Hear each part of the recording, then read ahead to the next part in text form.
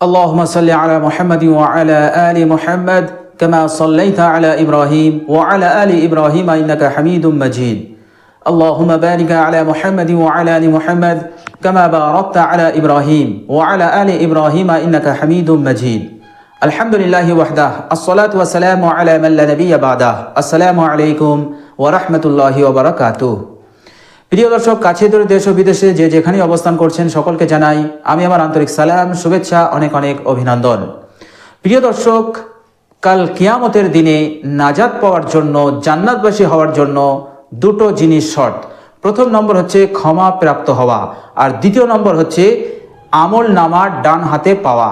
আল্লাহ সুবহানাহু ওয়া তাআলা সূরা ইনশিকাকের 7 নম্বর আয়াতে বলেছেন, ফাআম্মা মান উতিয়া কিতাবাহু বিয়ামিনিহি, যার আমল নামা তার ডান হাতে দেওয়া হবে, ফাসাউফা ইউহাসাবু হিসাবান ইয়াসীরা, তো তার হিসাব নিকাশকে সহজভাবে নেওয়া হবে, অর্থাৎ তাকে জান্নাতবাসী করে দেওয়া হবে। আর যাদের আমল নামা তাদের পিছনে দেওয়া হবে, ওয়া আম্মা মান উতিয়া কিতাবাহু ওয়ারাআ যহরিহি, যাদের আমল নামা তাদের পিছনে দেওয়া হবে, ওয়া ইয়াদউ সুবুরা, তারা সেদিন মৃত্যু কামনা করবে। কেন? জাহান্নামে যাওয়ার ভয়ে, যাতে জাহান্নামে যেতে না হয়, আমার যেন মৃত্যু এসে যায়, এই কামনা তারা করবে, কিন্তু তাদের মৃত্যু আসবে না, তাদেরকে জাহান্নামে যেতেই হবে। তো প্রিয় দর্শক, আজকের ভিডিওতে এমন একটি আমলের কথা বলবো, এমন একটি সহজ আমলের কথা বলবো, যে আমলটা করলে আপনি ক্ষমাপ্রাপ্ত হবেন এবং জান্নাত নসিব হয়ে যাবে, আপনার উপরে জান্নাত ওয়াজিব হয়ে যাবে। হাদিস থেকেই আমি এই আমলটা আপনাদের সঙ্গে শেয়ার করবো ইনশাল্লাহ।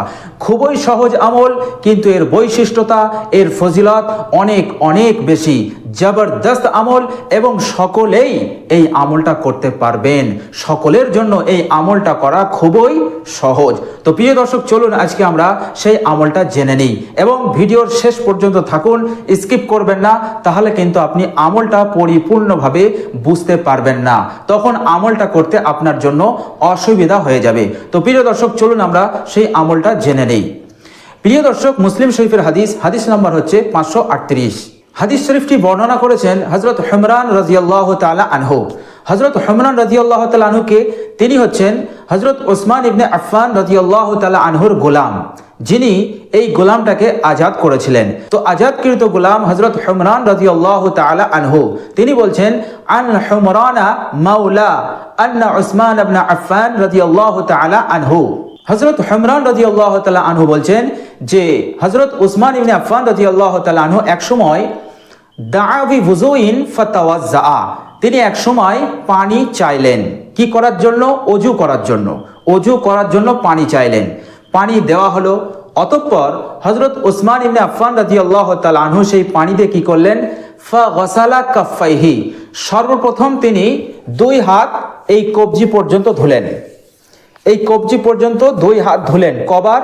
সালাসা মাররাতিন, তিনবার ধুলেন। তিনবার ধোয়ার পর সুম্মা মাযমাযা ওয়াস্তানশারা, অতঃপর তিনি কুলি করলেন। তারপর তিনি নাকের নরম মাংস পর্যন্ত পানি দিলেন। কবার? সালাসা মাররাতিন। অতঃপর তিনি কি করলেন? সুম্মা গাসালা ওয়াজহাহু, অতঃপর তিনি তিনার চেহারাকে ধুলেন। কবার? সালাসা মাররাতিন, তিনবার ধুলেন। গোটা মুখমণ্ডল তিনি ধুলেন। কবার? সালাসা মাররাতিন, তিনবার। অতঃপর তিনি কি করলেন? সুম্মা গাসালা ইয়াদাহুল ইয়ুমনা ইলাল মিরফাকি, অতঃপর তিনি তিনার ডান হাত ধুলেন, কনুই সহ ডান হাত ধুলেন। কবার? সালাসা মাররাতিন, তিনবার ধুলেন। তারপর তিনি কি করলেন? সুম্মা গাসালা ইয়াদাহুল ইউসরা, তারপর তিনি বাম হাত ধুলেন কনুই সহ, মিসলা জালিক, ডান হাতের ন্যায়, অর্থাৎ ডান হাত যেমন তিনবার কনুই সহ ধুলেন, অনুরূপভাবে বাম হাতটাও তিনি ধুলেন তিনবার কনুই সহ। তারপরে হযরত উসমান ইবনে আফফান রাদিয়াল্লাহু তাআলা কি করলেন? সুম্মা মাসাহা রাসাহু, অতঃপর তিনি মাথাকে মাসাহ করলেন। কবার? একবার।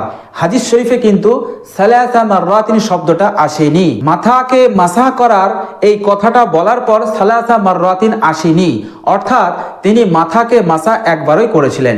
অনেকে তিনবার করে, এটা ভুল। একবারই তিনি করেছিলেন। এইভাবে মাথায় হাত রেখে তিনি এইভাবে করে গোটা মাথাটাকে তিনি মাসাহ করেছিলেন একবার। তারপর হযরত উসমান ইবনে আফফান রাদিয়াল্লাহু তাআলা কি করলেন? সুম্মা গাসালা রিজলাহুল ইয়ুমনা ইলাল কাবাইন, অতঃপর তিনি ডান পাকে ধুলেন টাকনু সহ। কবার? সালাসা মাররাতিন।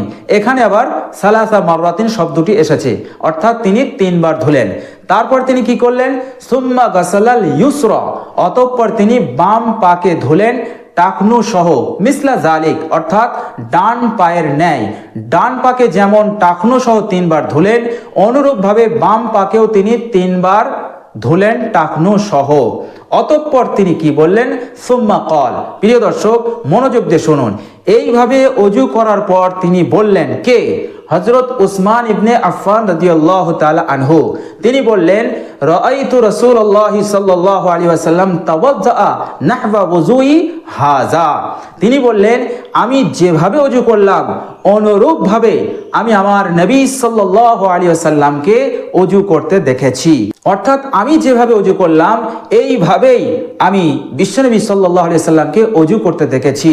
সেই দিন হুজুর সাল্লাল্লাহু আলাইহি ওয়াসাল্লাম এইভাবে অজু করে তিনি বলেছিলেন, মান তাওয়াজ্জা নাহওয়া ওযুই হাযা, আমার কোন উম্মতি যদি এইভাবে, যেভাবে আমি অজু করলাম এইভাবে অজু করে, সুম্মা কামা ফারাকা'a রাকা'তাইন, এইভাবে অজু করে দাঁড়িয়ে 2 রাকাত নামাজ আদায় করবে, লা ইউহাদ্দিসু ফীহিমা নাফসাহু, আর এমন ভাবে নামাজটা আদায় করবে দুনিয়ার সব ধরনের চিন্তা ভাবনা কল্পনা থেকে নিজের অন্তরকে মুক্ত করে নিজের অন্তরে কেবলমাত্র আল্লাহ সুবহানাহু ওয়া তাআলার ধ্যান, আল্লাহ সুবহানাহু ওয়া তাআলা যে আমাকে দেখছেন এমন ধ্যান দিয়ে, এমন মনোযোগ দিয়ে নামাজটা আদায় করবে। আল্লাহ নবী সাল্লাল্লাহু আলাইহি সাল্লাম বললেন, গুফিরা লাহু মা তাকদ্দামা মিন যামবি, তার জীবনের সমস্ত গুনাহকে আল্লাহ সুবহানাহু ওয়া তাআলা ক্ষমা করে দেবেন। বলেন সুবহানাল্লাহ। তাহলে বোঝা গেল আল্লাহর নবী সাল্লাল্লাহু আলাইহি সাল্লাম যেভাবে অজু করেছেন অনুরূপভাবে যদি আমরা অজু করে অত্যন্ত মনোযোগ সহকারে মাত্র 2 রাকাত সালাত, 2 রাকাত নামাজ যদি আমরা আদায় করে নিই, তাহলে আল্লাহ সুবহানাহু ওয়া তাআলা এই ছোট্ট সহজ আমলের বরকতে আমার জীবনের সমস্ত গুনাহকে আল্লাহ পাক ক্ষমা করে দেবেন। আল্লাহর নবী সাল্লাল্লাহু আলাইহি ওয়াসাল্লাম আবু দাউদ শরীফের 906 নম্বর হাদিসে বলেছেন যে ব্যক্তি ভালোভাবে উত্তম রূপে অজু করে সুম্মা ইউসাল্লি রাকাতাইন, 2 রাকাত নামাজ আদায় করে ফেলবে, 2 রাকাত নামাজ পড়বে মনোযোগ সহকারে খুশু খুজুর সহিত, তারপরে আল্লাহ নবী সাল্লাল্লাহু আলাইহি সাল্লাম বলেন, ওয়াজাবাত লাহুল জান্নাহ, তার জন্য জান্নাত ওয়াজিব হয়ে যাবে। অর্থাৎ এই ব্যক্তি কাল কিয়ামতের মাঠে ওই সমস্ত মানুষদের দলভুক্ত হয়ে যাবে যে সমস্ত মানুষরা তাদের আমলনামা ডান হাতে পাবে এবং তাদের হিসাব নিকাশকে আল্লাহ পাক সহজ করবেন। ফাসাউফা ইউহাসাবু হিসাবান ইয়াসীরা, তাদের হিসাব নিকাশকে আল্লাহ পাক সহজ করে দেবেন এবং তাদের জন্য জান্নাত ওয়াজিব হয়ে যাবে। তো প্রিয় দর্শক, এই ছোট্ট আমল কিন্তু এর বৈশিষ্ট্যতা, এর উপকারিতা কতটা বড় যা ভাবা যায় না, এবং এটা প্রমাণিত। হযরত বিলাল রাদিয়াল্লাহু তাআলা আনহু দুনিয়ার বুকে তিনি চলছেন, বিশ্বনবী সাল্লাল্লাহু আলাইহি সাল্লাম মেরাজের রাতে তিনি যখন জান্নাত ভ্রমণ করছেন তখন তিনি হযরত বিলাল রাদিয়াল্লাহু তাআলা আনহুর দুনিয়ার জমিনে চলার আওয়াজ, সামান্য শব্দটুকু তিনি জান্নাত থেকে শুনতে পেয়েছিলেন।